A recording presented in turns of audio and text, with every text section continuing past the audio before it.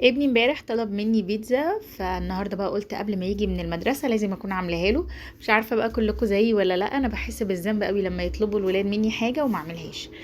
فمش عارفه، بحاول ابطل الموضوع ده ما بقدرش. فانا بقى قلت هقوم اعملها، عجنت العجينه بسرعه وقلت هعملها بالامكانيات اللي موجوده عندي. انا كان عندي سجق، عملته كده، سويته وقطعته قبل ما اعمله، طبعا الطماطم والفلفل والزيتون، ودخلتها بقى الفرن كده و... وبعد ما استوت خرجتها، حطيت عليها الجبنة ورجعت دخلتها تاني. وكانت حكاية والله، احسن ما كنا هنشتريها من بره بكتير، واطعم واوفر كمان. ف ونفذت لهم طلبهم عشان ما بقاش حاسه عقده اوديب بتاعتي دي. فجبنا بقى كيس الشيبسي المتين وقعدنا مزمزنا كده بعد ما رجعنا من المدرسه.